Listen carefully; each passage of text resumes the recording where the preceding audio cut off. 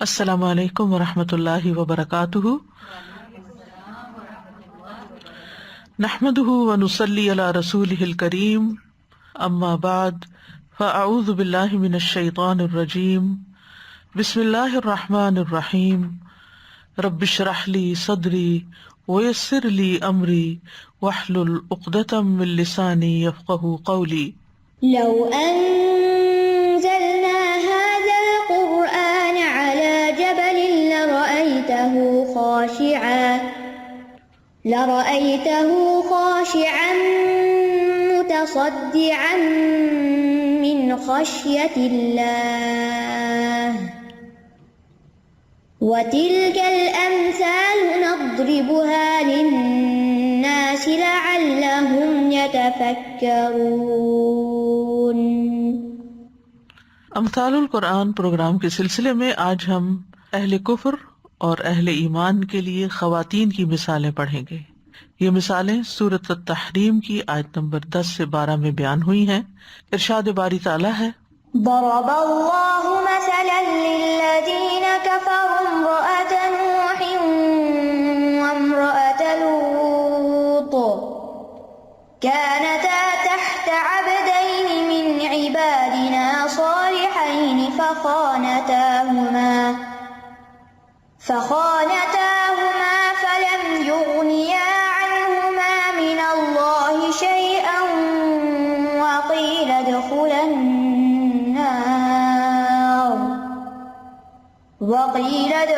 النار مع الداخلين۔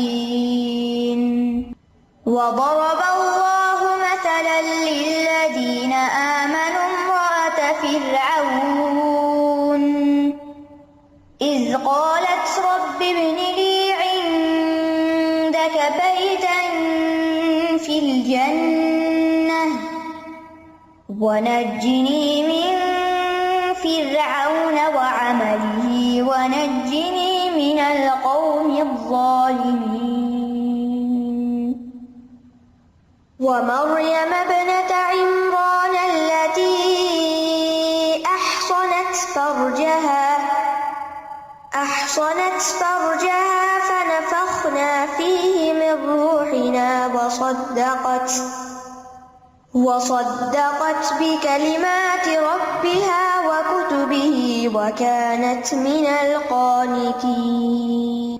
اللہ نے ان لوگوں کے لیے جنہوں نے کفر کیا نوح کی بیوی اور لوط کی بیوی کی ایک مثال بیان کی ہے علیہم السلام۔ وہ دونوں ہمارے دو نیک بندوں کے ماتحت تھیں، تو ان دونوں عورتوں نے ان سے خیانت کی، تو وہ دونوں اللہ کے مقابلے میں ان کے کچھ بھی کام نہ آ سکے، اور کہہ دیا گیا کہ آگ میں داخل ہونے والوں کے ساتھ تم دونوں بھی داخل ہو جاؤ۔ اور اللہ نے ان لوگوں کے لیے جو ایمان لائے فرعون کی بیوی کی مثال بیان کی ہے، جب اس نے کہا اے میرے رب، میرے لیے اپنے پاس جنت میں ایک گھر بنا دے، اور مجھے فرعون سے اور اس کے عمل سے نجات دے، اور مجھے ظالم قوم سے نجات دے۔ اور عمران کی بیٹی مریم کی مثال بیان کی، جس نے اپنی شرمگاہ کو محفوظ رکھا، تو ہم نے اس میں اپنی طرف سے روح پھونک دی، اور اس نے اپنے رب کے کلمات اور اس کی کتابوں کی تصدیق کی، اور وہ فرما برداروں میں سے تھی۔ تو یہاں ہم دیکھتے ہیں کہ 4 خواتین کی مثال بیان ہوئی ہے۔ 2 خواتین نبیوں کی بیویاں تھیں، لیکن وہ کافروں کے لیے مثال بن گئی، اور 2 خواتین، ایک ان میں سے فرعون کی بیوی حضرت آسیہ تھیں، اور دوسری مریم ابنت عمران، یہ اہل ایمان کے لیے ایک بہترین مثال قرار پائیں۔ یہ مثالیں سورۃ التحریم میں آئی ہیں۔ اس سورت کے آغاز میں نبی صلی اللہ علیہ وسلم پر عتاب کیا گیا کہ جس چیز کو اللہ نے آپ کے لیے حلال کیا اسے اپنی ازواج کی خوشی کی خاطر آپ حرام کیوں کر رہے ہیں۔ اس کے بعد اللہ سبحانہ تعالیٰ نے اہل ایمان کو حکم دیا کہ وہ اپنے آپ کو اور اپنے گھر والوں کو آگ سے بچائیں، اور یہ اس صورت میں ہی ممکن ہے جب وہ اللہ اور اس کے رسول کے احکامات پر عمل کریں۔ اس کے ساتھ ساتھ خالص توبہ کا بھی حکم دیا گیا، اور پھر ایمان والوں سے خطاب کر کے اللہ تعالیٰ فرماتے ہیں یا ایھا الذین آمنوا توبوا الی اللہ توبۃ نصوحا عسیٰ ربکم ان یکفر عنکم سیئاتکم ویدخلکم جنات تجری من تحتها الانہار۔ اور ایک اور خاص بات یہ کہ نبی صلی اللہ علیہ وسلم نے اپنا ایک راز اپنی ایک بیوی سے شیئر کیا تھا جس نے اسے آگے دوسری کو بتا دیا. تو اس کانٹیکس میں بھی یہ مثالیں اہم معاملہ رکھتی ہیں کہ کس طرح اللہ سبحانہ تعالیٰ کے ہاں اصل قدر و قیمت ایمان کی ہے، عمل صالح کی ہے، اچھے کردار کی ہے، چاہے وہ کسی کا بھی ہو اور کہیں بھی ہو.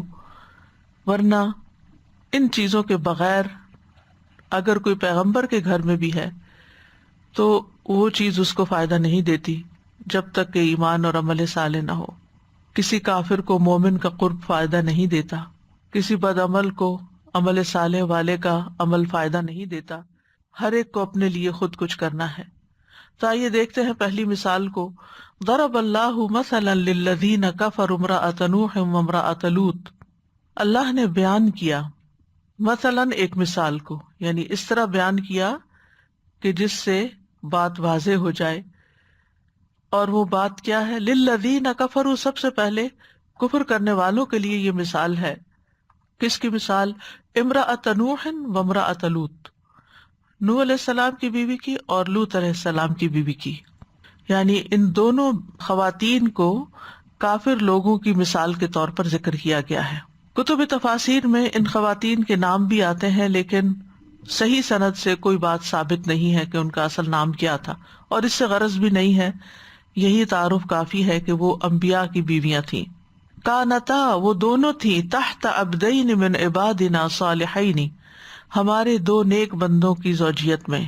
تحت سے مراد ان کی زوجیت میں ہونا، ان کی بیوی ہونا ہے، کیونکہ ان کی عصمت و عزت اور حفاظت جو تھی وہ ان انبیاء کے ذمہ تھی. یعنی سب لوگوں سے زیادہ ان کا تعلق اپنے شوہروں کے ساتھ تھا، اور وہ دونوں نبی تھے. وہ ان کے ساتھ رہتی تھی، وہ ہر چیز ان کے ساتھ شیئر کرتی تھی. یعنی ان کا اللہ کے دو عظیم پیغمبروں کے ساتھ ایک قریبی تعلق تھا. ہم جانتے ہیں کہ بیوی تمام رشتوں میں شوہر سے زیادہ قریب ہوتی ہے. ان دونوں کے درمیان کوئی حجاب نہیں ہوتا، دونوں اپنی زندگی کے زیادہ حصے کو ایک دوسرے کے ساتھ شیئر کرتے ہیں، اپنی زندگی کے بہت سی خوشیاں اور غم ایک دوسرے کے ساتھ شیئر کرتے ہیں، دونوں ساتھ مل کے چلتے ہیں اور ایک خاندان کو پروان چڑھاتے ہیں. لہذا قریب ترین رشتوں سے مثال بیان کی گئی ہے تاکہ بات سمجھ میں آئے. اور عبدین تثنیہ کا صیغہ ہے عبد سے، اور اب اگر ہم دیکھیں تو 4 معنی میں استعمال ہوتا ہے. ایک عبد بمعنی غلام کے، جس کو انسان خریدتا اور فروخت کرتا ہے. العبد بالعبد، غلام کے بدلے غلام. عبدن مملوکن ہم پیچھے مثال میں پڑھ چکے ہیں. دوسرا عبد بمعنی ایجاد کے، یعنی وہ بندے جنہیں اللہ نے پیدا کیا، ایجاد کیا. اس معنی میں عبودیت اللہ کے ساتھ مختص ہے، کسی دوسرے کی طرف نسبت جائز نہیں ہے. سورۃ مریم میں آتا ہے ان کل من فی السماوات والارض الا آتی الرحمن عبدا. تمام شخص جو آسمان اور زمین میں ہیں رحمان کے روبرو بندے بن کر آئیں گے. تو یہ اسی معنی کی طرف اشارہ ہے، جسے سمپل ورڈز میں کہتے ہیں نا ہم سب اللہ کے بندے ہیں، تو اس معنی میں.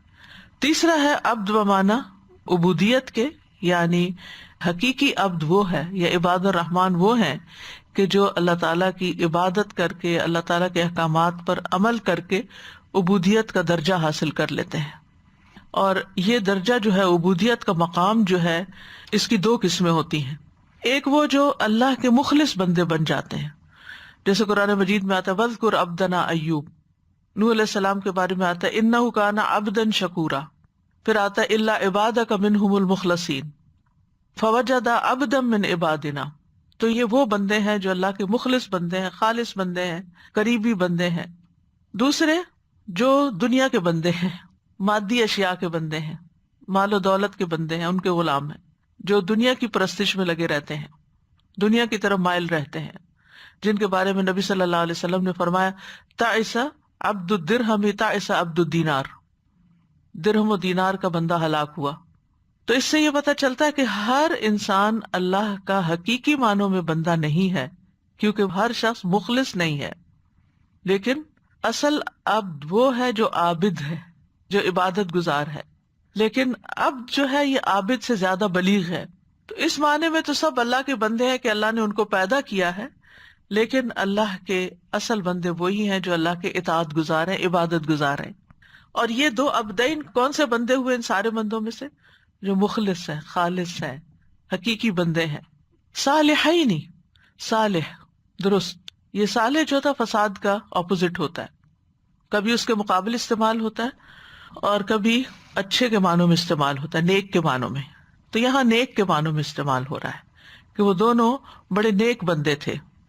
فخانتاہما، تو ان دو عورتوں نے اپنے ان دو شوہروں سے، یعنی حضرت نوح اور حضرت لوط علیہ السلام سے، ان کی بیویوں نے خیانت کی. خیانت کا لفظ جو ہے یہ خون سے ہے، یہ امانت اور وفاداری کے الٹ ہے. خیانت کیا ہوتی ہے؟ انسان کی اس چیز میں کوتاہی جس کے بارے میں انسان کو امانت دار ٹھہرایا جاتا ہے، یا جس چیز کی اس کو ذمہ داری سونپی جاتی ہے، رسپانسبلٹی دی جاتی ہے، اس رسپانسبلٹی کو پورا نہ کرنا، یہ خیانت کہلاتا ہے. اور یہاں کس معنوں میں ہے کہ گھر کی باتیں، گھر کے راز باہر ذکر کرنا، باہر بتانا.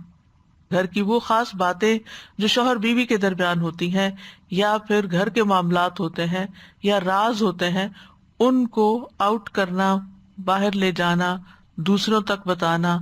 شوہر اور بیوی ایک دوسرے کا پردہ ہیں، اس پردے کو پھاڑنا، یعنی ایک دوسرے کے عیب، خامیاں، کمیاں، کوتاہیاں دوسروں کے سامنے ذکر کرنا.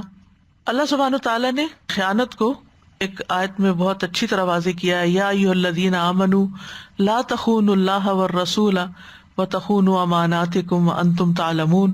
اے لوگو جو ایمان لائے ہو، اللہ اور رسول کی خیانت نہ کرو اور نہ اپنی امانتوں میں خیانت کرو، یعنی جو بندوں کی امانتیں تمہارے پاس ہیں یا ذمہ داریاں ہیں، جبکہ تم جانتے ہو.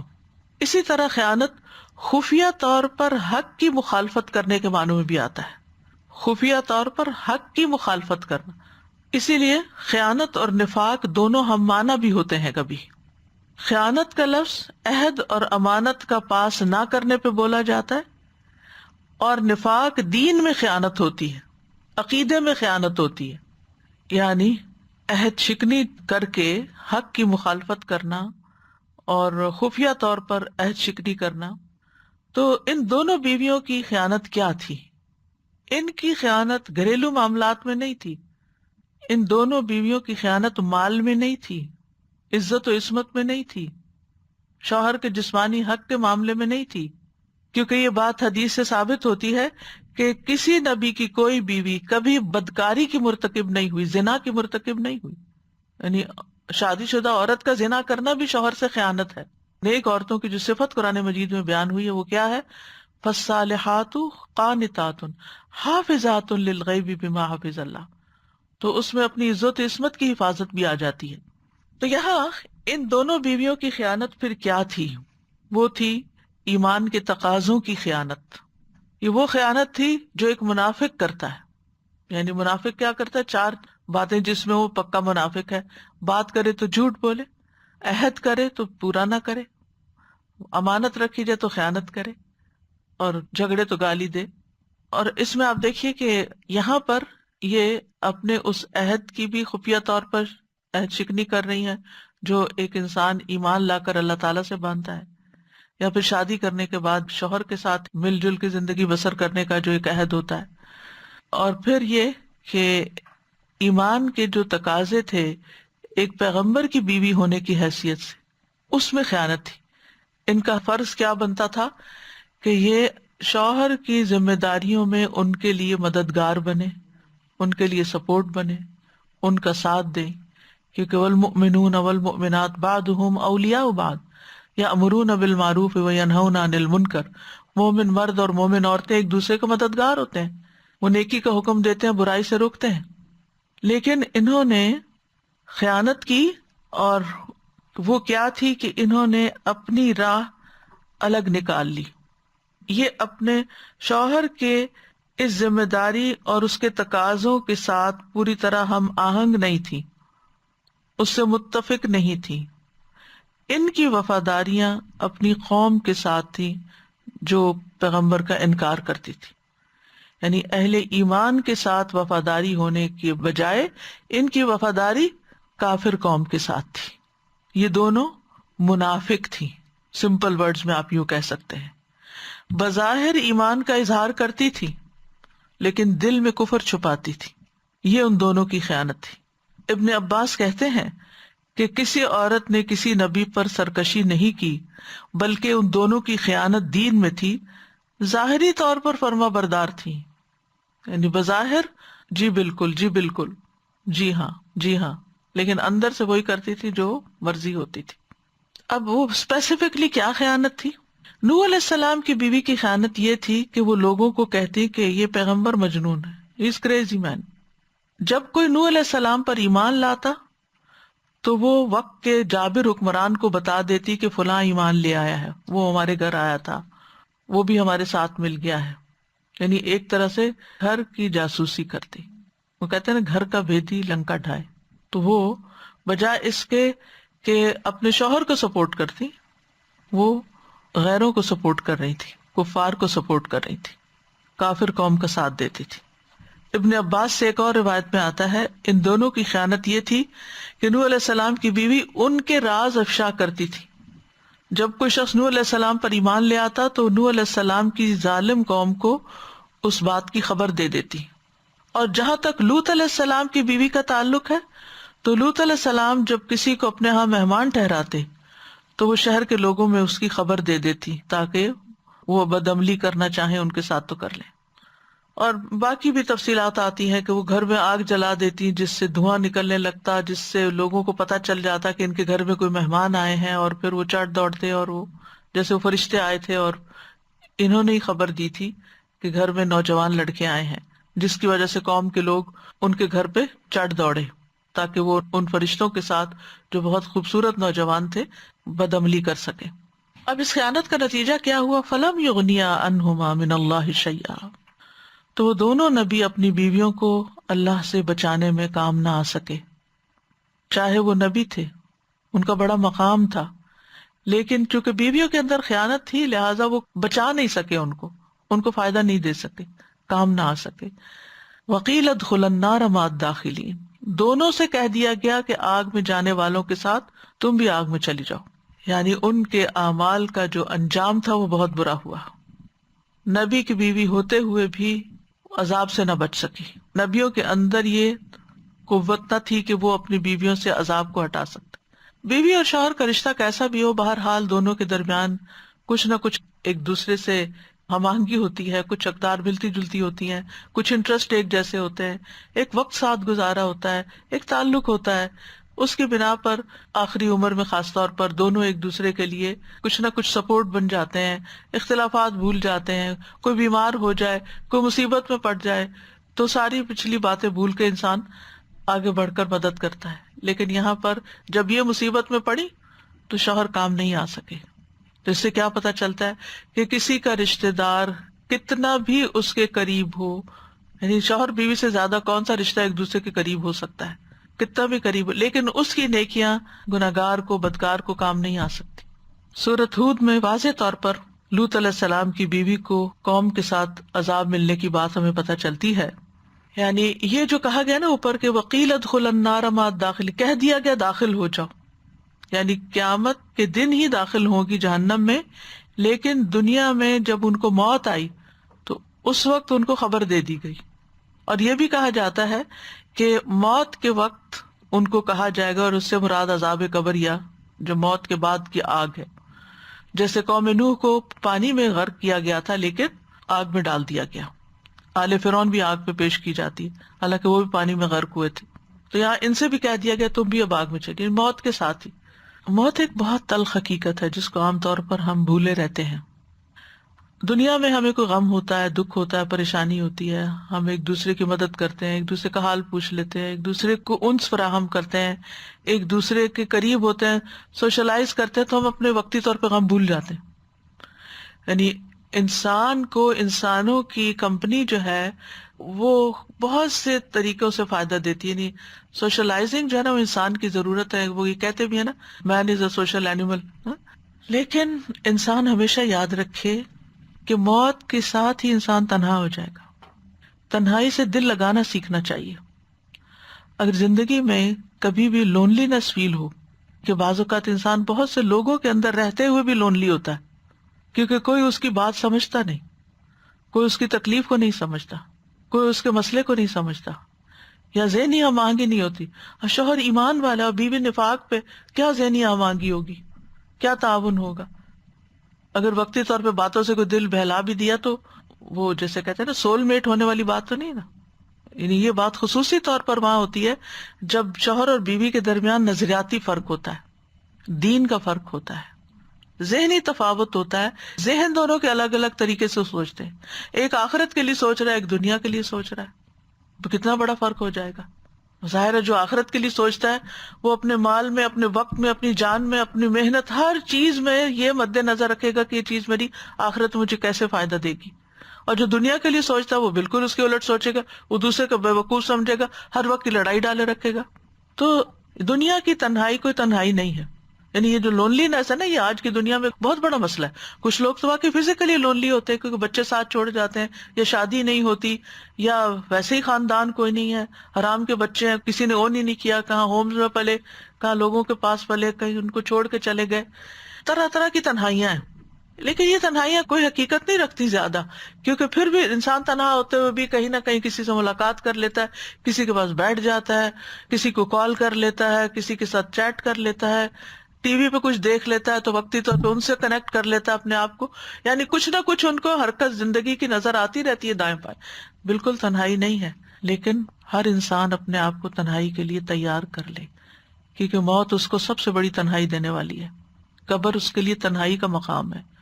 کوئی ساتھ نہیں ہوگا، کوئی کام نہیں آئے گا، کوئی فائدہ نہیں دے گا. اور پھر موت کے بعد جب قیامت کے دن اٹھیں گے، کون کس کو پوچھے گا؟ کوئی کسی کو نہیں پوچھے گا، ہر ایک کو اپنی پڑی ہوگی، کوئی کسی کے کام نہیں آئے گا. فَلَمْ يُغْنِ عَنْهُمَا مِنَ اللَّهِ شَيْئًا. صرف وہ لوگ الٹیمیٹلی ملیں گے جو ایمان پر ہوں گے، باقی سب ہمیشہ کے لیے جدا ہو جائیں گے. بس یہ 4 دن کا وقت ہے، اچھے سے گزار لیں لوگوں کے ساتھ. کوئی پتہ نہیں کہ کل کس کے ساتھ دوبارہ ملنا نصیب ہوتا ہے یا نہیں ہوتا. اپنا نہیں پتا کسی کو کہ ہمارا انجام کیا، دوسرے کا کیا خبر.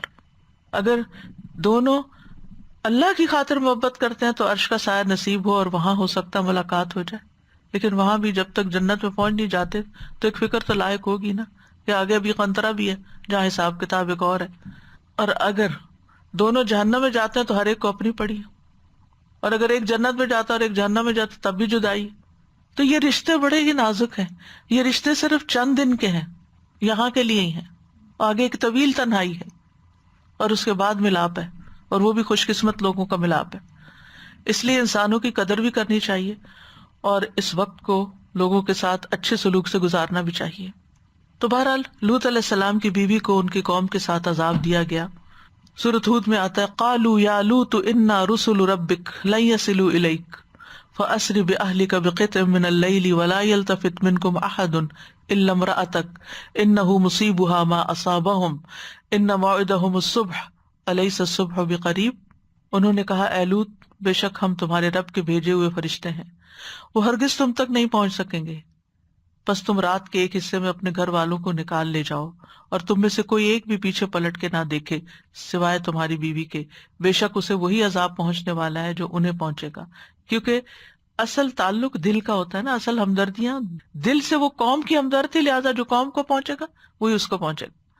بے شک ان کے وعدے کا وقت صبح کا ہے، کیا صبح قریب نہیں، بس تھوڑا سا وقت باقی ہے، اپنے مقرر وقت پر عذاب آ جائے گا. تو اس مثال کو اس لیے بیان کیا گیا ہے کہ کافر اس سے عبرت پکڑیں، اپنی جہالت سے نکل آئیں، اپنی گمراہی سے نکل آئیں، اور خاص طور پر اس عقیدے سے باز آ جائیں کہ وہ سمجھتے ہیں ان کے بت قیامت کے دن ان کی سفارش کریں گے اور ان کو اللہ سے چھڑا لیں گے. انبیاء اپنی بیویوں کو نہیں چھڑا سکے تو یہ بت تمہیں کہاں سے چھڑا سکیں گے؟ ان کے اندر تو کوئی جان ہی نہیں ہے، ان کے اندر تو کوئی قوت ہی نہیں ہے، یہ تو کسی کام آنے والے نہیں ہیں. اور عمومی طور پر بھی یہ کہ ہر شخص یہ جان لے کہ رشتہ و قرابت جو ہے وہ کسی کے کام نہ آئے گا. یہ بتانے وہم و گما ہے. اقبال کا ایک بڑا ہی اچھا شعر ہے جس میں کہتے ہیں کہ یہ جتنے بھی رشتے ہیں اور یہ جو تعلقات ہیں اور یہ ساری جو دنیا کا مال و متاع ہے، یہ مال و دولت دنیا، یہ رشتہ و پیوند، بتانے وہم و گما، لا الہ الا اللہ. ایک بت تو ان لوگوں کے تھے نا جو انہوں نے بت بنائے ہوئے تھے، اور ایک یہ ہمارے بت ہیں، مال و دولت دنیا اور رشتہ و پیوند. پیوند کا مطلب ہوتا ہے جوڑ لگانا، ان جن کے ساتھ ہم جڑے ہوئے ہیں، جتنے بھی ہمارا سوشل سرکل ہے، یہ دوستی ہے، یہ تعلقات ہیں، یہ بت ہیں. وہم و گما، بس ہمارا خیال ہے کہ یہ ہمارے بڑے فائدے کے ہیں، یہ مال فائدے کا ہے، یہ دوستیاں فائدے کی ہیں، حقیقت ان کی کچھ نہیں. اصل چیز جو کام آنے والی ہے وہ لا الہ الا اللہ ہے.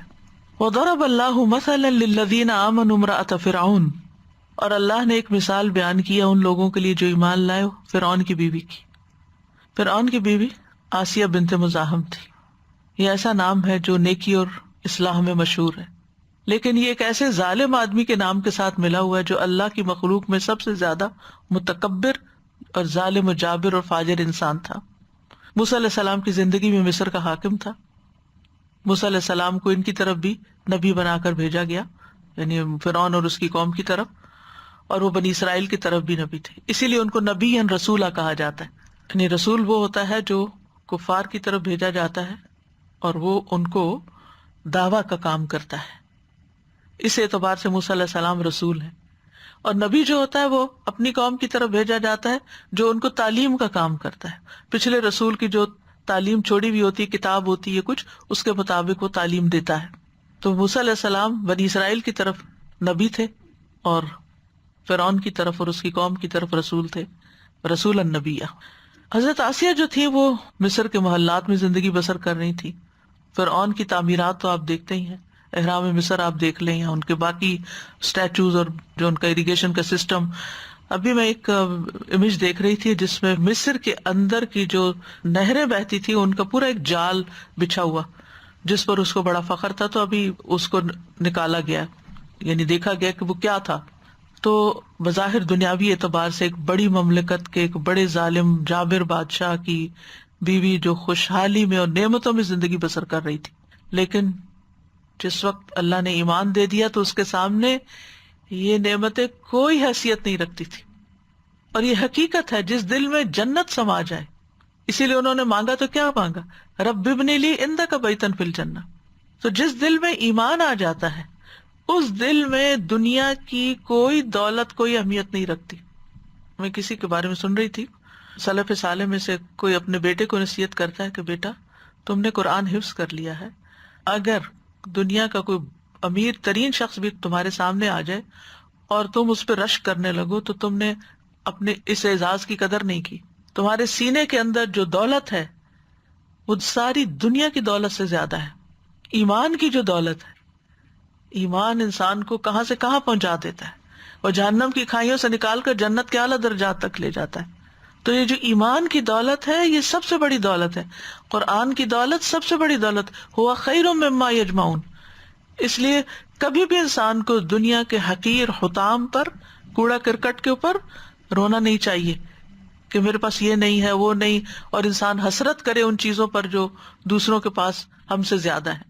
اور یہ چیز انسان کو سیٹسفیکشن دیتی ہے، کیونکہ جب سینس آف اچیومنٹ ہوتی ہے میرے پاس بہت کچھ ہے تو انسان کا دل غنی ہو جاتا ہے. پھر اس کے اندر احساس کمتری نہیں رہتا، انفیریورٹی کمپلیکس نہیں رہتا کہ ہائے میں بیچارہ، سیلف پٹی کا شکار نہیں ہوتا. کہتے بیچارہ کیوں، اللہ نے مجھے ایمان کی دولت دی، دین کی سمجھ دی، میرے پاس بہت بڑی دولت ہے. اور باقی نعمتوں پہ بھی اگر انسان غور کرے تو بہت کچھ ہے انسان کے پاس. ان ایمان والوں کو مثال دی جا رہی ہے کہ تم دیکھو ایمان کتنی بڑی دولت ہے.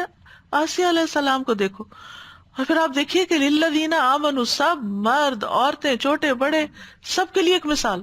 عام طور پر عورت کو حقیر سمجھا جاتا ہے نا، لیکن ایک عورت بھی جب ایمان لے آتی ہے تو اس کا مقام بہت بڑا ہو جاتا ہے. اس سے یہ بات بھی پتہ چلتی ہے کہ ایک عورت بھی سب کے لیے رول ماڈل ہو سکتی ہے، اپنے ایمان کی وجہ سے، اپنے دین کی وجہ سے، اپنی قربانیوں کی وجہ سے. یہاں پر ان کی جو قربانی ہے حضرت آسیہ کی، کہ اتنی نعمتیں اور اتنی لگژری اور یہ سب کچھ چھوڑ کر ایمان قبول کر لینا اور اس کو اہمیت دینا وہ معمولی بات نہیں ہے. عام طور پر ہم دین کی طرف کیوں نہیں آتے کہ ہماری دنیا چھٹے گی، ہماری جاب چھٹ جائے گی، ہمارا اسٹیٹس چلا جائے گا، لوگوں کی نظروں میں پھر ہم کوئی امپورٹنٹ نہیں رہیں گے. اگر ہم ان جیسا ڈریس اپ نہیں ہو، ان جیسے لائف سٹائل اختیار نہیں کریں تو پھر ہمیں کوئی پوچھے گا نہیں، ہم سے کوئی رشتہ نہیں کرے گا، ہم سے کوئی تعلق قائم نہیں کرے. ڈزنٹ میٹر، کوئی بات نہیں، اسی میں خیر ہوگی. کئی دفعہ جب مائیں ذکر کرتی ہیں نا کہ سب کچھ اچھا تھا، بس لڑکی کے حجاب کی وجہ سے رشتہ نہیں ہوا، تو میں کہتی اسی میں خیر تھی، پتہ نہیں اگر رشتہ ہو جاتا تو کس کس مصیبت سے گزرتی. آپ شکر کریں اگر نہیں ہوا، اللہ نے جہاں لکھا ہے وہاں ہو جائے گا. تو بعض اوقات انسان کو دین کی وجہ سے، ایمان کی وجہ سے کوئی امتحان بھی آ جاتا ہے، کوئی آزمائش بھی آ جاتی ہے. دنیاوی اعتبار سے لوگ اس کو تھوڑا حقیر بھی سمجھ، خاندان میں بعض اوقات لوگ اس کو اہمیت نہیں دیتے. آپ دیکھیں نا جب فیملی گیدرنگز ہوتی ہیں تو سبھی نے محسوس کیا ہوگا کہ عموماً ان لوگوں کی بڑی آہو بھگت چاہ قدر ہوتی ہے جو مال کے اعتبار سے، اسٹیٹس کے اعتبار سے ذرا اوپر ہوتے ہیں. سب ان کے آگے پیچھے ہو رہے ہوتے ہیں، سب ان کے لیے دوڑ دوڑ کے جا رہے ہوتے ہیں. لیکن جو دنیا کے حساب سے اگر کم ہے لیکن دین میں آگے ہیں تو عموماً ان کو اگنور کر دیا جاتا ہے، یہ ان کو کیا پتا، یہ کیا حیثیت، ان سے کیا فائدہ.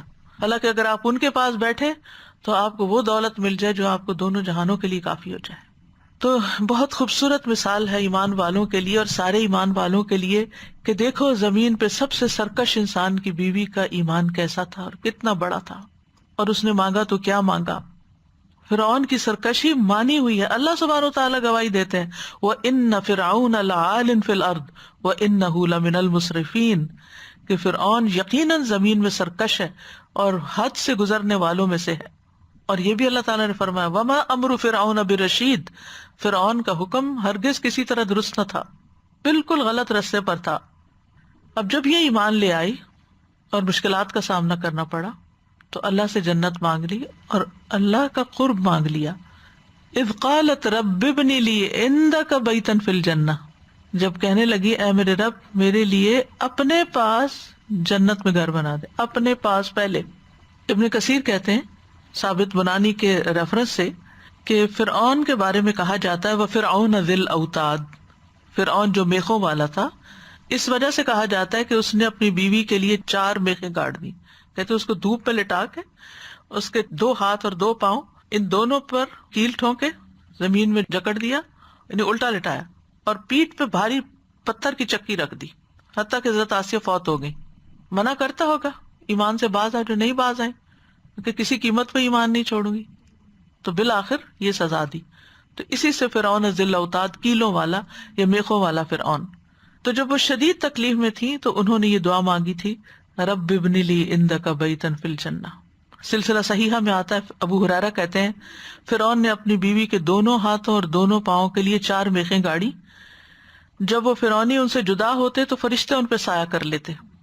انہوں نے دعا کی رب ابن لی عندک بیتا فی الجنہ ونجنی من فرعون وعملہ ونجنی من القوم الظالمین. اے میرے رب میرے لیے اپنے پاس جنت میں گھر بنا، مجھے فرعون اور اس کے عمل سے یعنی اس کے ظالمانہ فعل سے نجات دے، اور مجھے ظالم لوگوں سے جو فرعونی اس کے حکم کے تحت یہ سارے ظلم ڈھا رہے تھے ان پر، اللہ مجھے ان سے بھی چھٹکارا نصیب فرما. تو اللہ سبحانہ تعالیٰ نے جنت میں ان کے گھر سے پردہ ہٹا کر ان کو دکھا دیا.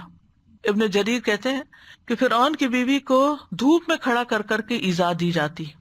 فرعون جب انہیں دھوپ میں کھڑا کر کے چلا جاتا تو فرشتے اپنے پروں سے ان پہ سایہ کر دیتے اور وہ جنت میں اپنا گھر دیکھا کرتی.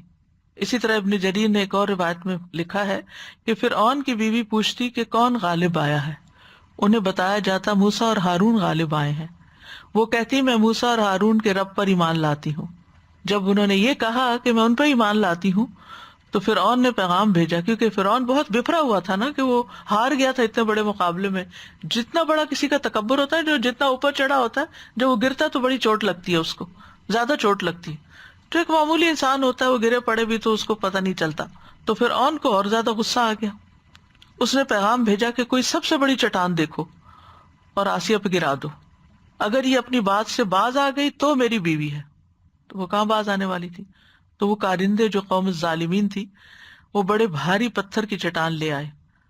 تو انہوں نے آسمان کی طرف نظر اٹھائی، یعنی حضرت آسیہ نے، اور جنت میں اپنا گھر دیکھ لیا. اپنی بات پہ قائم رہی. اسی حال میں ان کی روح پرواز کر گئی اور ان کے مردہ جسم پر وہ چٹان ڈال دی گئی. اور یہاں اس دعا کے اندر بڑی خوبصورتی ہے. علماء کہتے ہیں کہ فرعون کی بیوی نے گھر سے پہلے پڑوسی کو منتخب کیا. نیبرہڈ کیسا ہے؟ انہوں نے جنت بعد میں مانگی، اللہ کا قرب پہلے مانگا. رب ابن لی عندک بیتا فی الجنہ، عندک بیتا فی الجنہ، تیرے قریب ترین گھر چاہیے، تیرا قرب چاہیے. یہ ہوتی ہے محبت، کیونکہ جس سے محبت ہوتی ہے نا انسان اس کے قریب رہنا چاہتا ہے. اور یہ پہلی نشانی ہوتی ہے، انسان اس کے قریب آتا ہے. یہ نہیں ہو سکتا کہ کوئی دور دور ہے اور کہ مجھے آپ سے بڑی محبت ہے، وہ کون مانے گا اس کو؟ کیونکہ اس محبت کے اندر اتنی کشش ہوتی ہے. تو جس کے اندر اللہ کی محبت ہے وہ بھی اللہ سبحانہ تعالیٰ کا قرب حاصل کرنے کے لیے تڑپے گا، اور خاص طور سے سجدوں سے اس کو محبت ہو جائے گی. سجدے سے سر اٹھانے کو دل نہیں چاہے گا، سجدے میں لذت آ جائے گی. نماز سے محبت ہو جائے گی، نماز بھاری نہیں لگے گی. فرصت کی نماز کو دل چاہے گا کہ دل لگا کے آرام سکون سے پڑھوں.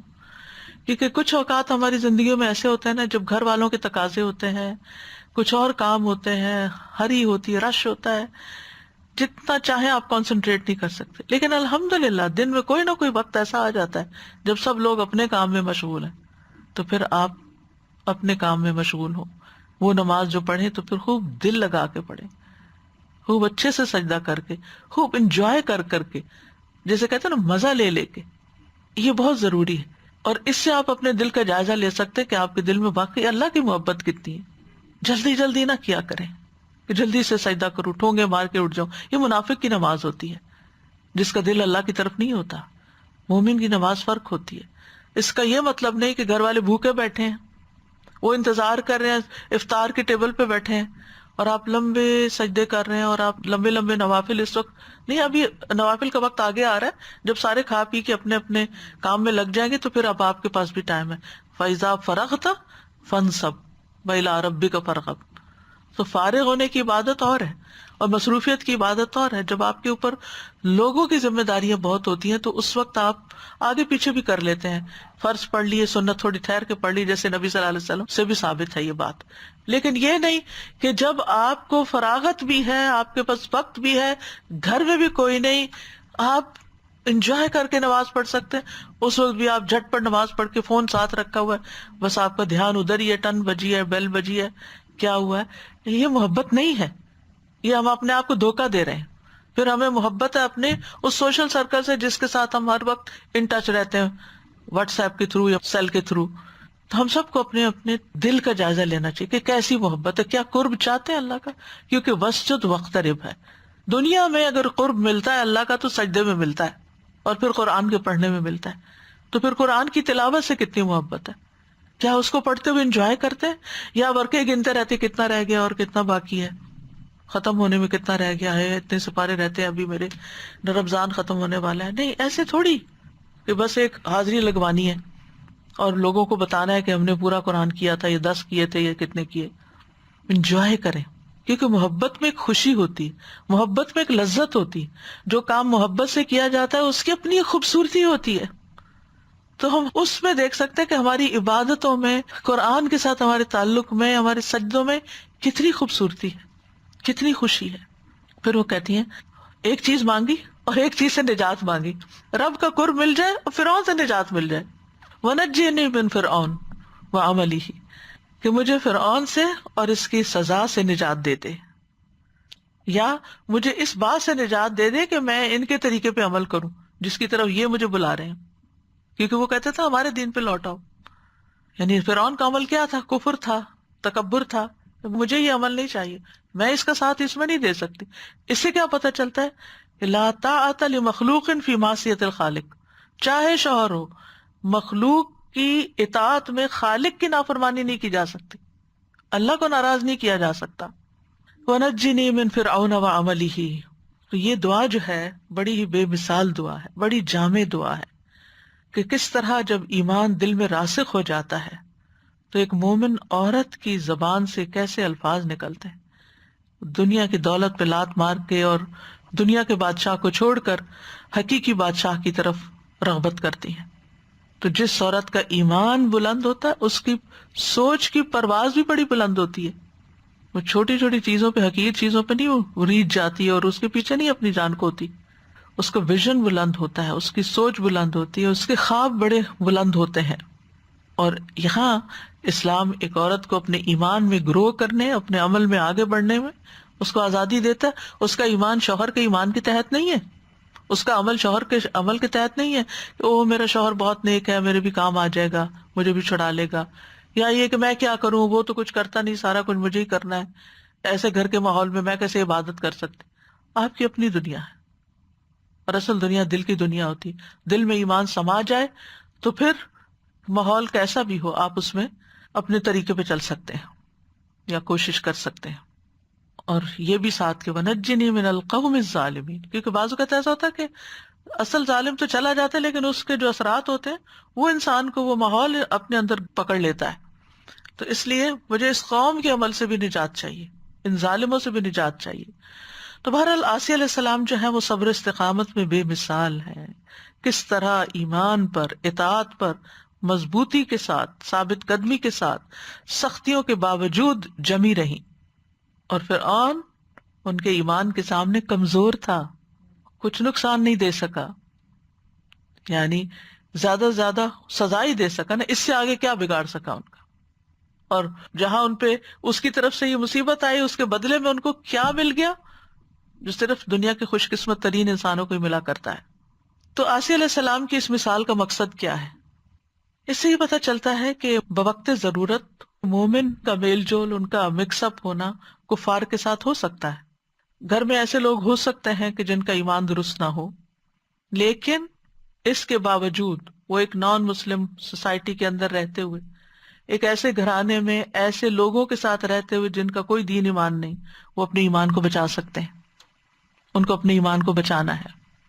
یعنی کسی کے پاس یہ عذر نہیں ہونا چاہیے کہ وہ میں کیا کروں، میری تو شادی ایسے شخص سے ہو گئی کہ جس کا کوئی دین ایمان ہی نہیں، اب میں کیسے دین پہ چلوں، میں اگر اس کا ساتھ نہ دوں، اس کے قدم کے ساتھ قدم ملا کے نہ چلوں تو پھر میری زندگی مشکل ہو جائے گی، وہ نکال دے گا، طلاق ہو جائے گی.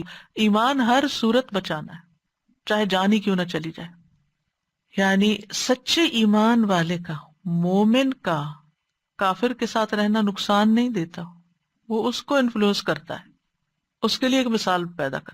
یعنی آپ سوچئے، پیچھے چلے جائیے، اس دور میں چلے جائیے، پورا امیجن کیجئے کہ جب یہ واقعہ پیش آ رہا ہوگا، ایک عورت استقامت کا پہاڑ بنی ہوئی ہے، آس پاس دیکھنے والے سارے ان کے لیے کیا مثال قائم ہوئی ہوگی. یعنی سوچئے اگر آج کے دور میں ایسی کوئی خبر میڈیا پہ نشر ہوتی ہے تو لوگوں پہ کتنا بڑا امپیکٹ ہوگا، کتنے لوگ اس سے انسپائر ہوں گے. جن کے اندر چھوٹا موٹا ایمان چھپا ہوا ہے وہ اور زیادہ مضبوط ہو جائے گا.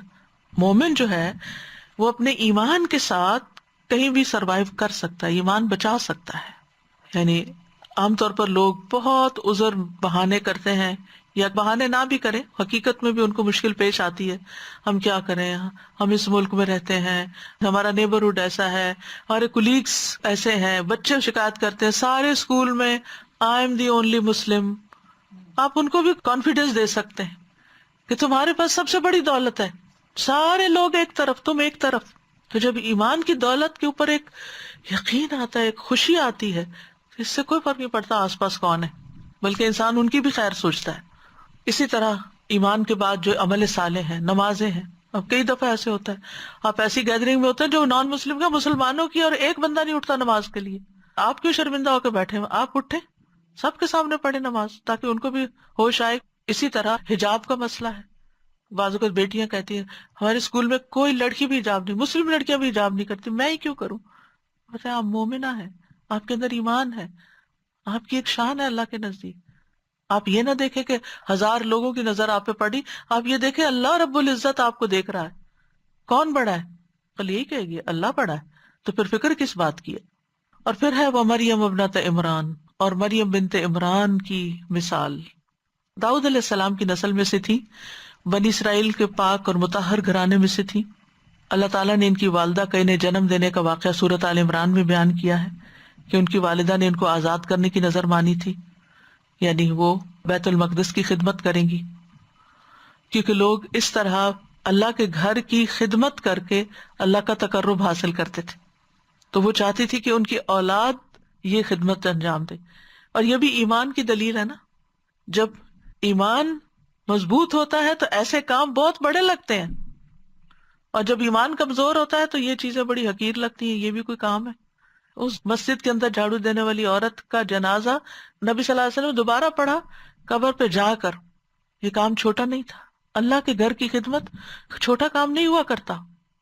جتنے بھی شاعر اللہ ہیں، جتنے بھی ایسی چیزیں جو دین سے متعلق ہیں، اس میں سے کسی بھی خدمت کا نصیب ہو جانا یہ بہت بڑی سعادت کی بات ہوتی ہے. تو انہوں نے کہا کہ میرے پیٹ کا بچہ اللہ کے گھر کا خادم ہوگا، میں اپنا ذاتی کوئی کام اس سے نہیں لوں گی، آزاد ہوگا، یعنی میری طرف سے آزاد، میری طرف سے فارغ۔ کتنے ماں باپ ہیں جو اپنے بچوں کو دین کے لیے فارغ کر دیں کہ تمہاری ساری رسپانسبلٹی مجھ پہ، ہم تمہیں سپورٹ کریں گے، ہم تمہارے لیے سب کچھ کریں گے، تم بس دین کی خدمت کرو، ہم تم سے کچھ نہیں مانگتے، ہم تمہارے لیے اتنا چھوڑ دیں گے کہ تم زندگی عزت کے ساتھ بسر کر سکو گے، تم اپنی معاش کی طرف سے پریشان نہ ہونا، لیکن تمہیں ہم اللہ کے لیے وقف کرتے ہیں، اس لیے کہ انسانیت کو ضرورت ہے، دین کی خدمت کی ضرورت ہے۔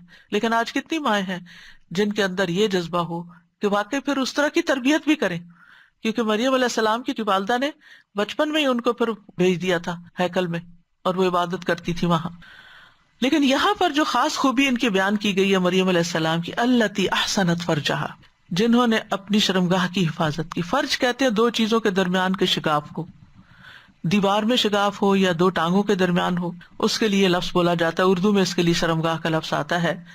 مراد اس سے ہے ہر قسم کی بے حیائی سے دور، یعنی انہوں نے اپنی عزت و عصمت کی حفاظت کی۔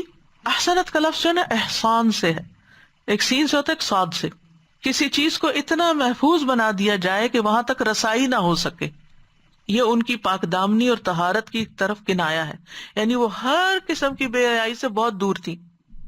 فنفخنا فیہ من روحنا، تو ہم نے اس میں اپنی روح میں سے پھونکا، یعنی جبریل کے واسطے سے اللہ تعالیٰ نے جبریل کو انسانی شکل میں بھیجا کہ وہ ان کے گریبان پر پھونک مارے، تو وہ پھونک جو تھی پھر وہ سرایت کر گئی حمل کی جگہ پر، انہوں نے حضرت عیسیٰ کا حمل ٹھہر گیا، اور یہ دنیا کی ایک اور انوکھی مثال تھی۔ وصدقت، مزید ان کی خوبی کیا تھی؟ وصدقت بکلمات ربہا وکتبہ، انہوں نے اپنے رب کے کلمات، احکامات اور اس کی کتابیں جو آسمانی کتابیں تھیں ان کی تصدیق کی کہ یہ سچ ہے۔ یہاں بھی آپ دیکھیں ایمان ہے، تصدیق ہے، یعنی انجیل اور تورات اور زبور وغیرہ کی تصدیق مراد ہے۔ اور کلمات رب سے مراد کہتے ہیں جبریل علیہ السلام کا قول، جب انہوں نے آ کے ان سے بات کی تھی، انما انا رسول ربک لاہب لک غلاما زکیا، یا ان اللہ اصطفاک وطہرک واصطفاک علی نساء العالمین۔ تو یہ اللہ کے کلمات تھے نا کہ اللہ تعالیٰ تمہیں ایک رسپانسبلٹی دے رہا ہے، تو انہوں نے اس کو ایکسپٹ کر لیا۔ یہ نہیں کہ وہ سارا حمل کا زمانہ رو دھو کے گزارا کہ میرے اوپر کیا مصیبت آ گئی، میں ہی کیوں، نہیں، صدقت، ٹھیک ہے رب کا یہ فیصلہ ہے۔ اور یہ بھی کہا جاتا ہے کہ اس سے حضرت عیسیٰ علیہ السلام اور انجیل مراد ہے۔ عیسیٰ علیہ السلام کیا تھے؟ کلمت اللہ تھے، اور دوسری طرف انجیل اللہ کا کلام۔ وکانت من القانتین، اور وہ فرما برداروں میں سے تھی۔ قنوت کہتے ہیں اطاعت پر ہمیشگی کو، اور خشوع و خضوع کے ساتھ اسے لازم کر لینا۔ قناۃ کا لغوی معنی ہوتا ہے یعنی دین کے معاملات میں اطاعت اور بھلائی پر قائم رہنا، اور پھر اس میں دوام اختیار کرنا۔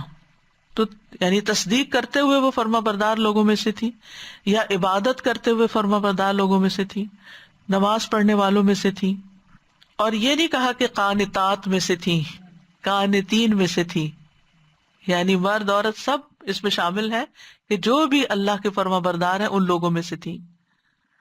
مریم علیہ السلام کو اللہ تعالیٰ کی عبادت اور نماز وغیرہ کا حکم تھا، یا مریم اقنتی لربکی واسجدی وارکعی مع الراکعین، اے مریم اپنے رب کی فرما بردار بنو، سجدہ کرو، رکوع کرنے والوں کے ساتھ رکوع کرو۔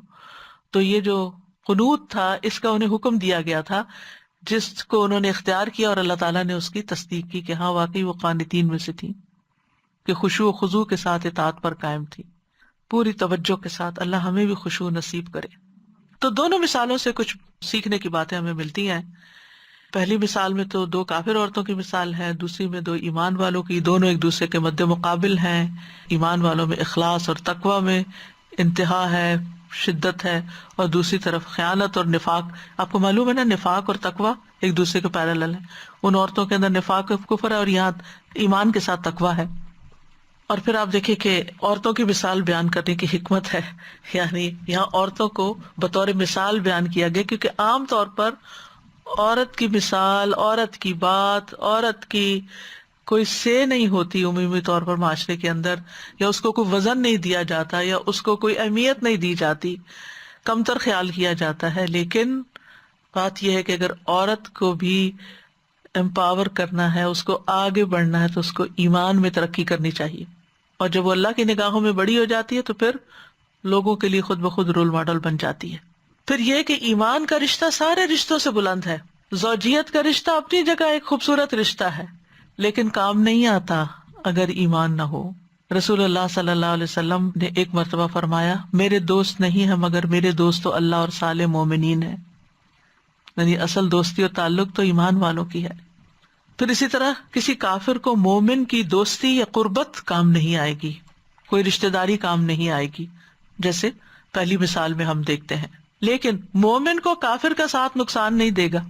یعنی مومن اگر کافر کے ساتھ ہے تو مومن کا کوئی نقصان نہیں، لیکن کافر اگر مومن کا ساتھ ہے تو کافر کو کوئی فائدہ نہیں. پھر یہ بھی کہ حسب نسب قیامت کے دن کام نہیں آئے گے. جیسے نوح علیہ السلام کے بیٹے کی مثال ہے، ابراہیم علیہ السلام کے والد کی مثال ہے، نبی صلی اللہ علیہ وسلم کے چچا کی مثال ہے. نبی صلی اللہ علیہ وسلم نے اپنے گھر والوں کو یہی تعلیم دی. جب یہ آیت اتری تھی وَأَنذِرْ عَشِيرَتَكَ الْأَقْرَبِينَ، تو آپ نے قریش کو بلایا اور ایک ایک کا نام لیا، رشتہ داری کا تعلق بتایا. اے کعب بن لؤی کی اولاد، اپنے آپ کو آگ سے بچاؤ. اے مرہ بن کعب کی اولاد، اپنے آپ کو آگ سے بچاؤ. اے عبد شمس کی اولاد، اے عبد مناف کی اولاد، اے ہاشم کی اولاد، اے عبد المطلب کی اولاد، سب کو یہ کہا اپنے آپ کو آگ سے بچاؤ. اے فاطمہ بنت محمد، یہ 7 فرمایا. رشتہ داری ظاہر کی، اپنے آپ کو آگ سے بچا لو. بے شک میں اللہ کی طرف سے تمہارے لیے کسی چیز کا اختیار نہیں رکھتا سوائے اس کے کہ تم لوگوں کے ساتھ ایک رشتہ ہے. اسی طرح اپنی پھپھی ہے صفیہ بنت عبد المطلب، اپنے آپ کو آگ سے بچاؤ. ایک اور روایت میں آتا ہے دنیا میں جو مجھ سے چاہتی ہو لے لو، لیکن آخرت میں کام نہیں آؤں گا. نبی صلی اللہ علیہ وسلم نے اپنے ساتھیوں کو یہ تعلیم دی کہ کوئی شخص قیامت کے دن بکری اپنی گردن پہ سوار کر کے نہ لائے جو خیانت کی اس نے نکالی ہو کہیں سے، اس حال میں کوئی ممیار رہی ہو اور وہ شخص مجھ سے کہے یا محمد میری سفارش کیجیے صلی اللہ علیہ وسلم، تو میں کہوں گا میں تیرے لیے کسی بات کا اختیار نہیں رکھتا، میں تو اللہ کا حکم پہنچا چکا ہوں. اور اسی طرح کچھ اور چیزوں کا بھی ذکر کیا. اسی طرح ایک حدیث میں آتا ہے جس کو اس کے عمل نے پیچھے کر دیا اس کا نسب اسے آگے نہیں بڑھا سکتا. پھر یہ کہ قیامت کے دن کوئی کسی کا بوجھ نہیں اٹھائے گا. لا تزر وازرۃ وزر اخری، والدین اور اولاد بھی ایک دوسرے کا بوجھ نہیں اٹھائیں گے. وہی میں نے جو کہا نا، تنہائی اور جدائی ہو جائے گی، قریبی رشتوں میں بھی جدائیاں، اکیلے ہوں گے. اتنا بڑا میدان حشر، پوری دنیا کٹی ہے اور آپ لونلی ہیں، آپ اکیلے ہیں، ساتھ بس آپ کے عمل ہے، ایمان ہے. اس کو بڑھانے کی فکر کرنی چاہیے. رشتہ دار ایک دوسرے سے دور بھاگیں گے جیسے سورۃ ابسہ میں آتا ہے. پھر یہ کہ ہر انسان اپنے عمل کا خود ذمہ دار ہوگا. وَأَلَّيْسَ لِلْإِنسَانِ إِلَّا مَا سَعَىٰ وَأَنَّ سَعْيَهُ سَوْفَ يُرَىٰ ثُمَّ يُجْزَاهُ الْجَزَاءَ الْأَوْفَىٰ. ہر نفس اپنے عمل کا خود ہی بدلہ پائے گا، اپنی کمائی کے مطابق بدلہ پائے گا. كُلُّ امْرِئٍ بِمَا كَسَبَ رَهِينٌ، ہر ایک کو اسی کے مطابق بدلہ ملے گا جو کوشش کر کے آیا. لا ظلم اليوم، آج کوئی ظلم نہیں ہوگا. کسی شخص کے عمل کا سوال دوسرے سے نہیں کیا جائے گا کہ یہ بتاؤ اس نے یہ کیوں کیا. باپ سے بیٹے کے بارے میں، بیٹے سے باپ کے بارے میں نہیں پوچھا جائے گا. نیک مومن جو ہیں ان کو قیامت کے دن جنت میں ملا دیا جائے گا. فرشتوں کی دعا بھی یہی ہے، ربنا وادخلهم فی جنات عدن التی وعدتہم ومن صلح من آبائہم وازواجہم وذریاتہم. اے ہمارے رب، انہیں ہمیشہ رہائش والی جنتوں میں داخل کر جن کا تو نے ان سے وعدہ کیا، اور ان کو بھی جو ان کے باپ دادوں اور بیویوں اور اولاد میں سے اس لائق ہیں. وہاں جا کر ملاقات ہوگی اور وہ ہمیشہ کی دائمی ابدی ملاقات اور ساتھ ہوگا. وہ اصل خوشی کے دن ہے کہ جہاں کوئی جدائی نہیں. دنیا میں تو ہمیشہ اکٹھے رہ ہی نہیں سکتے. اور پھر یہ کہ نیک لوگ نیک لوگوں کے ساتھ ہوں گے. فَأُولَٰئِكَ مَعَ الَّذِينَ أَنْعَمَ اللَّهُ عَلَيْهِم مِّنَ النَّبِيِّينَ وَالصِّدِّيقِينَ وَالشُّهَدَاءِ وَالصَّالِحِينَ وَحَسُنَ أُولَٰئِكَ رَفِيقًا. انسان دنیا میں جس سے محبت کرتا ہے قیامت کے دن اس کے ساتھ ہوگا. الْمَرْءُ مَعَ مَنْ أَحَبَّ. قیامت کے دن نیک لوگوں کی صحبت فائدہ دے گی. امام مالک سے کسی نے پوچھا مجھے ایسا عمل بتا دیں جو مجھے جنت میں داخل کر. فرمایا نیک لوگوں سے محبت کرو، صالحین سے محبت کرو. ہو سکتا ہے اللہ تعالیٰ ان میں سے کسی کے دل کو جھانکے اور اس میں تمہارا نام لکھا ہو، یعنی وہ تم سے محبت کرتے ہوں، اور اللہ تمہیں بخش دے اور جنت میں داخل فرما دے. پھر اسی طرح عمدہ اخلاق والے نبی صلی اللہ علیہ وسلم کے ساتھ ہوں گے. فرائض پورے کرنے والے صدیقین اور شہداء کے ساتھ ہوں گے. امانت داری اور سچائی انبیاء اور صدیقین کے ساتھ کا موجب ہوگی. رسول اللہ صلی اللہ علیہ وسلم نے فرمایا صادق امین مسلمان تاجر قیامت کے دن انبیاء صدیقین اور شہداء کے ساتھ ہوگا. پھر دو کامل خواتین آسیہ علیہ السلام اور مریم علیہ السلام کی مثال بیان ہوئی ہے. حدیث میں آتا ہے کہ مردوں میں بہت سے کامل گزرے ہیں لیکن عورتوں میں سے کامل صرف دو ہیں. یہ صحیح بخاری کی روایت ہے. وہ مریم بنت عمران اور فرعون کی بیوی آسیہ با کمال ہیں. اس کے بعد ایک اور حدیث میں حضرت خدیجہ، حضرت فاطمہ کا ذکر بھی ہے، ایک اور حدیث میں حضرت عائشہ کا ذکر بھی ہے. لیکن ان خواتین کا اپنا مقام ہے. اور کمال سے کیا مراد ہے یہاں؟ کامل ہونا. کامل سے پرفیکٹ ہونا، یہ مطلب نہیں کہ کوئی کمی ہوگی نہیں، مطلب یہ ہے کہ نیکی، تقوی، اچھی عادات، اچھی عبادات، اچھے اخلاق میں انتہا پر ہوں گے، اٹموسٹ کوشش کرنے والے. ایک مرتبہ نبی صلی اللہ علیہ وسلم نے زمین پہ 4 لکیریں کھینچی تو آپ نے فرمایا تمہیں معلوم ہے یہ 4 چیزیں کیا ہیں؟ تو لوگوں نے کہا اللہ اور اس کا رسول ہی بہتر جانتے. فرمایا اہل جنت کی 4 عورتوں میں سے یہ سب سے افضل ہوں گی: خدیجہ بنت خویلد، فاطمہ رضی اللہ عنہا، مریم بنت عمران، آسیہ بنت مزاحم، جنت کی عورتوں کی سردار. آسیہ علیہ السلام کا کردار جو ہے یہ شادی شدہ عورتوں کے لیے ایک مثال ہے کہ شادی کے بعد انسان اپنے دین کو نہ بیچے، دین پر کمپرومائز نہ کرے، دنیا کی رنگینیوں میں نہ کھو جائے. کیونکہ ہوتا یہ ہے کہ اگر شوہر سے محبت ہو، بچوں سے محبت ہو، تو انسان اپنا دین ایمان پیچھے چھوڑ کے پھر ہر وہ کام کرنے پہ تیار ہو جاتا ہے جو وہ چاہتے ہیں، جس سے وہ خوش ہوتے ہیں. اور ان کے ماتھے پہ بل اور ان کی تھوڑی سی بھی بے رخی اور ان کی تھوڑی سی بھی ناراضگی بہت ہرٹ کرتی ہے. اور پھر انسان کہتا ہے کہ چلو چھوڑو، کیا جھگڑا گھر میں ڈالنا، جو یہ چاہتے ہیں وہی کرو. اور یہ بھول جاتا ہے کہ اللہ کو ناراض کر کے یہ نہیں ہو سکتا. اور پھر یہ کہ ایمان لانے کے بعد آزمائشیں آتی ہیں. جتنا بڑا کسی کا ایمان ہوتا ہے اتنی بڑی آزمائش ہوتی ہے، لہٰذا ان میں ثابت قدم رہنا ضروری ہوتا ہے. موت تک اسلام کی حالت میں رہنا ہے. وَلَا تَمُوتُنَّ إِلَّا وَأَنْتُمْ مُسْلِمُونَ. موت تک اللہ کے ساتھ کسی کو شریک نہیں ٹھہرانا، تب جنت میں داخلہ ہوگا. کسی صورت شرک نہیں کرنا، خواہ جان کو خطرہ ہو. پھر یہ کہ جو آزمائش آتی ہے اس پر انسان جب صبر کرتا ہے تو انسان کے لیے اجر ہے. آزمائش آنا ضروری ہے لیکن آزمائش پر صبر بڑا ضروری ہے. اللہ تعالیٰ انسان کو خیر اور شر دونوں طرح آزماتا ہے. اچھے حالات بھی ہوتے ہیں اور تکلیف دہ بھی ہوتے ہیں.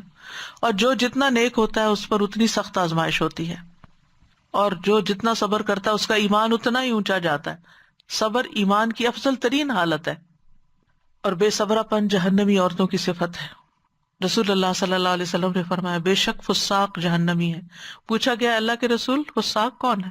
آپ نے فرمایا عورتیں. ایک آدمی نے کہا کیا وہ ہماری مائیں بہنیں اور بیویاں نہیں؟ فرمایا کیوں نہیں، لیکن جب ان کو نعمتیں ملتی ہیں تو شکر نہیں کرتی، اور جب آزمایا جاتا ہے تو صبر نہیں کرتی. تو یہ بہت ہی غور و فکر کی اور کانشیس رہنے کی بات ہے. پھر مریم علیہ السلام کا کردار جو ہے یہ کنواری لڑکیوں کے لیے ہے کہ جن کی شادی نہ ہو تو کس طرح وہ اپنے عزت و عصمت کی حفاظت کریں. وہاں ایمان کی حفاظت ہے، یہاں ایمان پروٹیکٹڈ ہے، لیکن ایک عورت کے لیے سب سے بڑی قیمتی چیز ایمان کے بعد اس کی شرم و حیا ہے اور اس کی عزت ہے. تو وہ معزز خاتون تھی مریم علیہ السلام. اگرچہ ان پہ الزام لگا لیکن وہ پاک دامن تھی.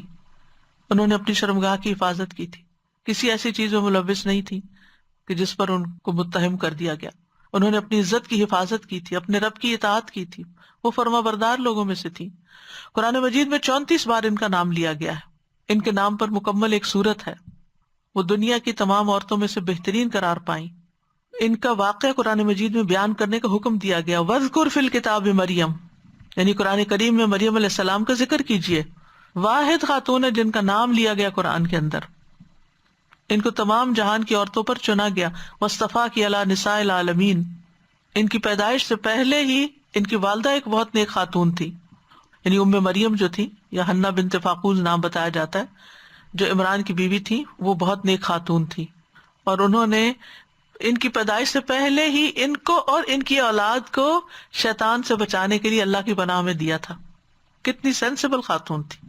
آج کتنی لڑکیوں کو یہ پتا ہے بچہ پیدا ہو تو اس کو اللہ کی حفاظت میں بھی دینا ہے. اللہ تعالیٰ نے اس خاتون کی، حنا بنت فاقوز کی نظر قبول کی اور مریم علیہ السلام کو عزت بخشی، اپنے دین کے کام کے لیے چنا. یعنی عیسیٰ علیہ السلام اور ان کی والدہ کو نشانی بھی بنایا گیا. وہ اللہ کی نشانیوں میں سے ایک نشانی. کل میں نے آیات پہ بات کی تھی نا، ایک کائنات کی نشانیاں ہیں، ایک قرآن کی آیات ہیں، اور ایک لوگوں میں سے بھی کچھ نشانیاں ہوتی ہیں. حضرت مریم اور حضرت عیسیٰ علیہ السلام نشانی ہے. وَجَعَلْنَا ابْنَ مَرْيَمَ وَأُمَّهُ آیَةً. اللہ تعالیٰ ان کو بے موسمی رزق دیتا تھا. زکریا علیہ السلام جب ان کے پاس جاتے تو پوچھتے یہ کہاں سے؟ تو کہتی یہ اللہ کی طرف سے ہے. یعنی دنیا میں دکھا دیا اللہ نے کہ وہ ایک اسپیشل خاتون ہے. ان کی خاص صفت جو شرمگاہ کی حفاظت ہے تو یہ تمام ایمان والوں کے لیے، اور اسی لیے ان کو رول ماڈل بھی بنایا گیا. جنتی لوگوں کی صفت سورۃ مومنون میں بتائی گئی، والذین هم لفروجہم حافظون. نیک عورتوں کی صفت ہے حافظات للغیب بما حفظ اللہ. پھر خاص طور پر نگاہوں اور شرمگاہ کی حفاظت کا ذکر قرآن مجید میں آتا ہے. وَقُلْ لِلْمُؤْمِنَاتِ يَغْضُضْنَ مِنْ أَبْصَارِهِنَّ وَيَحْفَظْنَ فُرُوجَهُنَّ. آپ مومن عورتوں سے کہہ دیجئے نگاہیں نیچی رکھیں، شرمگاہوں کی حفاظت کریں، اپنے نفس کی بھی حفاظت کریں. شوہر کی عدم موجودگی میں مال اور ذات کی حفاظت. اور ایسے لوگوں کے لیے خوشخبری ہے، سورۃ الاحزاب میں آتا ہے والحافظین فروجہم والحافظات، آخر میں آتا ہے اعد اللہ لہم مغفرۃ واجرا عظیما، کہ اللہ نے ان کے لیے مغفرت اور بہت بڑا اجر رکھا ہے. جنت کی ضمانت دی ہے جو شرمگاہ کی حفاظت کرے، زنا سے پرہیز کرے، ننگا ہونے سے پرہیز کرے. جنت کے 8 دروازوں سے داخلے کی ضمانت ہے. جو عورت 5 وقت کی نماز پڑھتی ہو، رمضان کے روزے رکھتی ہو، اپنی شرمگاہ کی حفاظت کرتی ہو، اپنے شوہر کی اطاعت کرتی ہو، اس سے کہا جائے گا جنت کے جس دروازے سے چاہو داخل ہو جاؤ. ان کی دوسری صفت کیا تھی؟ رب کی فرما بردار اور اطاعت گزار تھی. تو مومن عورتیں ایسی ہی ہوتی ہیں. ان المسلمین والمسلمات والمؤمنین والمؤمنات والقانتین والقانتات والصادقین والصادقات والصابرین والصابرات والخاشعین والخاشعات والمتصدقین والمتصدقات والصائمین والصائمات والحافظین فروجہم والحافظات. یعنی یہ سارے احکام صرف مردوں کے لیے نہیں، عورتیں بھی ساتھ ساتھ ہیں کہ وہ بھی فرائض کی حفاظت کرتی ہیں. ایمان کی حفاظت، عبادات کی حفاظت، ذکر اذکار کی پابندی. رسول اللہ صلی اللہ علیہ وسلم نے خاص طور پر خواتین سے جو مہاجرات میں سے تھی فرمایا تم تسبیح، تحلیل اور تقدیس پڑھتی رہا کرو اور انگلیوں کے پوروں پر گناہ کرو. اور یہ ہوتے ہیں اوپر، قیامت کے دن اسے سوال کیا جائے گا. پھر غافل نہ ہونا کیونکہ اس سے تم اسباب رحمت کو بھول جاؤ گی. یعنی یہ تسبیحات رحمت لاتی ہیں اللہ کی. کرنے کے کام کیا ہیں کہ جن خواتین کو رول ماڈل بنا کے ہمارے سامنے رکھا گیا، ان کی اعمال، اخلاق، ان کی زندگی کا مطالعہ کریں، اس کو سمجھیں اور ان جیسے اخلاق کو اپنانے کی کوشش کریں. پھر یہ ہے کہ اپنے ایمان کی حفاظت کریں. قیامت کے دن کوئی کچھ کام نہیں آئے گا. دنیا میں نیک اعمال کی کوشش کریں. دنیا کی خاطر ایمان نہ بیچیں، لوگوں کی خاطر اپنا دین قربان نہ کر دیں. مشکلات آنے پر صبر اور استقامت اختیار کریں. عزت و عصمت کی حفاظت کریں. رب کے فرما بردار بنیں. اللہ تعالیٰ سے دعا کریں کہ اللہ سبحانہ وتعالیٰ ہمارے اندر حقیقی ایمان پیدا کر دے. اللہم حبب الینا الایمان وزینہ فی قلوبنا وکرہ الینا الکفر والفسوق والعصیان واجعلنا من الراشدین. اللہم توفنا مسلمین واحینا مسلمین والحقنا بالصالحین غیر خزایا ولا مفتونین. اللہم زینا بزینۃ الایمان واجعلنا ہداۃ مہتدین. اللہم انی اسألک ایمانا لا یرتد ونعیما لا ینفد ومرافقۃ محمد صلی اللہ علیہ وسلم فی اعلی جنۃ الخلد. ربنا فاغفر لنا ذنوبنا وکفر عنا سیئاتنا وتوفنا مع الابرار. رب هب لی حکما والحقنی بالصالحین. فاطر السماوات والارض انت ولی فی الدنیا والآخرہ توفنی مسلما والحقنی بالصالحین. اللہم یسر لی جلیسا صالحا. رب ابنی لی عندک بیتا فی الجنہ. رب ابنی لی عندک بیتا فی الجنہ. اللہم انی اسألک الجنة واعوذ بک من النار. اللہم انی اسألک الجنة وما قرب الیہا من قول او عمل واعوذ بک من النار وما قرب الیہا من قول او عمل. ربنا تقبل منا. یا اللہ تمام بیماروں کو صحت دے. یا اللہ اس کووڈ کی بیماری کو جلد ہم سب سے دور کر دے. ہمارے خوف کو امن سے بدل دے. ہم پر اپنی رحمت نازل کر دے. یا اللہ جو جس مشکل میں، اللہ ان کی مشکلیں آسان کر دے. اللہ ہم سب کو ایمان کی دولت نصیب فرما اور دنیا کے غم ہلکے کر دے. اللہ تمام بیماروں کو صحت دے. اللہ سب مشکل میں لوگوں کی مشکل آسان کر دے. جو ہسپتالوں میں پڑے ہوئے ہیں یا اللہ ان کی مشکل آسان کر دے. ربنا تقبل منا انك انت السميع العليم وتب علينا انك انت التواب الرحيم وصلى الله تعالى على خير خلقه محمد وعلى آله واصحابه واهل بيته اجمعين. ہم یہ پڑھے تھے کہ کسی کا عمل دوسرے سے نہیں پوچھا جائے گا، تو کیا کوئی ایسی حدیث ہے جس میں یہ ہے کہ ایک بندہ جنت کی طرف جا رہا ہوگا لیکن اس کو روک لیا جائے گا کہ تم نے اپنے بچوں کی تربیت نہیں کی؟ وہ تو اس کی ذمہ داری تھی نا، تو اس کا عمل تھا جس کے بارے میں اس سے پوچھا جا رہا ہے نا. ٹھیک ہے، وہ ذمہ داری پوچھی جا رہی ہے، لیکن اگر اس نے اپنی ذمہ داری پوری کی ہوئی ہے اور بچے اپنی مرضی سے بگڑے ہیں پھر باپ سے نہیں سوال ہوگا. جی استاذہ جی، ایک سوال جو عموماً لوگ کرتے ہیں، عورتیں اپنا نام چینج کرتی نا شادی کے بعد، تو یہاں پہ امرۃ النو اور امرۃ تو مسز کہلا سکتی ہیں. لو أنزلنا هذا القرآن على جبل لرأيته خاشعا متصدعا من خشية الله وتلك الأمثال نضربها للناس لعلهم يتفكرون. وآخر دعوانا ان الحمد للہ رب العالمین. سبحانک اللہم وبحمدک اشہد ان لا الہ الا انت استغفرک واتوب الیک. السلام علیکم ورحمۃ اللہ وبرکاتہ.